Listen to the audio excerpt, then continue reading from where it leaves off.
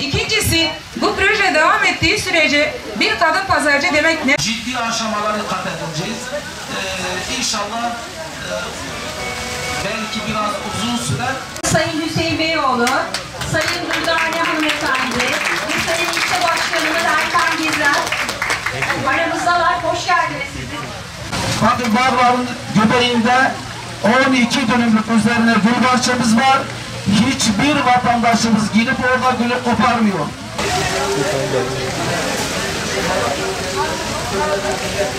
Gidebilirsiniz. Şimdiden hepinize çok teşekkür ediyorum. Sözü Sayın Belediye Başkanı Hüseyin Beyoğlu'na bırakıyorum. Siz hoş geldiniz, şeref verdiniz.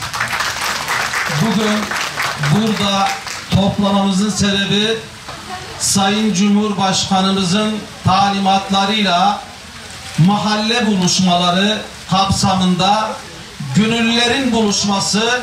Burada ilkini biz Bağcılar mahallemizde kadınlarımızı dinliyoruz ve sorunları neyse çözmeye yönelik elimizden ne gelirse biz hazırız buna diyoruz. Hepiniz hoş geldiniz, şeref verdiniz efendim. Bu buluşmalarımızı her 15 günde bir mahallede yapacağız. Şöyle ilki kadınlarla olsun. Sonra gençler, sonra da büyüklerimizle olsun. Amacımız Bağlarımızda sorunlarımız neyse, sıkıntılarımız neyse onları dile getiriniz. Biz de birinci elde o sorunları çözmek için, o sıkıntıları gidermek için elimizden ne gelirse belediye olarak bütün imkanlarımızı çabalayarak o sizin emrinize sunmaktır. Tekrar diyorum, lütfen sıkıntılarınız, sorunlarınız, belediyeyle ilgili şikayetleriniz ne varsa hepsini dinlemeye hazırız efendim. Allah Kardelen Kadın Evi'nde kurs yeriz. Sizin sayenizde Kur'an kursuna gidiyoruz. Çocuklarımız gitti. İyi ki varsınız. Hocam Bağlar sizin sayenizde Bağlar oldu. Ben 35 yıllık Diyarbakırlıyım. Bağlar'ı hiç böyle görmemiştim. Sayenizde çok güzel oldu Bağlar'ımız. Çocuklarımızı artık korkuyla dışarıya salmaktan çekinmiyoruz. Çünkü artık öyle bir korkumuz yok sayenizde başkanım. Allah size ve devletimize de zeval vermesin. İyi bir hizmetkarlık yapabilirsek ne mutlu bize. Biz halkımıza hizmetkarlık yaparsak biliriz ki Cenab-ı Hak da bizden razı olur. Onun için biz bu kadın buluşmalarımıza çok önem veriyoruz. Oyun evinde benim 2 çocuğum var.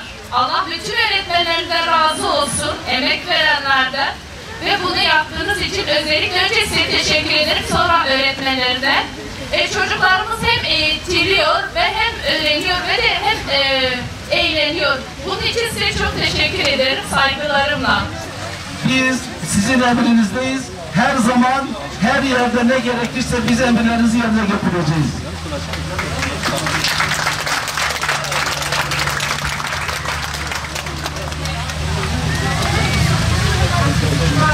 Bir de 1000 metrekarelikten fazla bir kapalı alanımız var. Oraya kadınlara yönelik kurslar vereceğiz.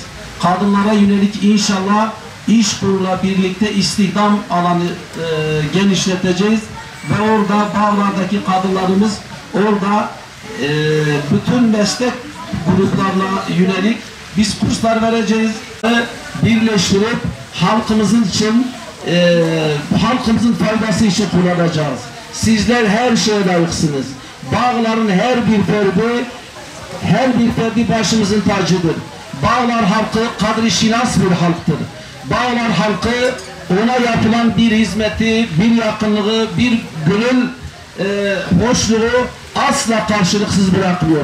Bağlarımızın Bağcılar Mahallesi'nde Sayın Cumhurbaşkanımızın talimatları doğrultusunda Gönüller Buluşması adı altında Bağcılar kadınları bir araya gelerek biz bu kadın ablalarımızın, bacılarımızın sorunlarını dinleyip çözüm noktasında onlara yardımcı olacağız.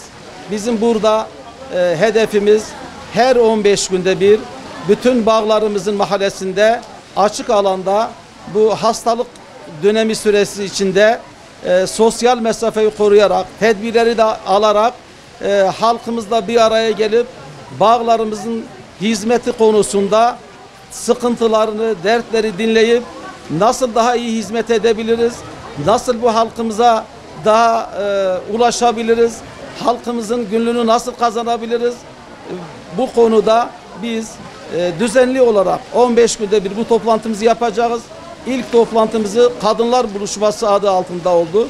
Bundan sonra gençler, ondan sonra büyüklerimiz ve biz bunu sürekli olarak, düzenli olarak biz bu buluşmalarımızı devam edeceğiz.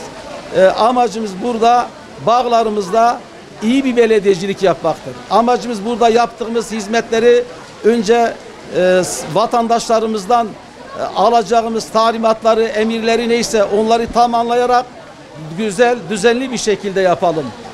Bağlar halkımız kadri şinas bir halktır. Bağlar halkımız onlara yapılan hizmeti asla unutmuyor.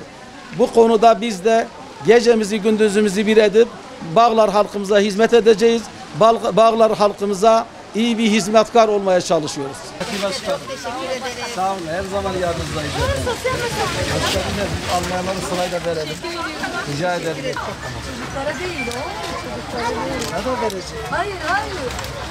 Ablalara ver.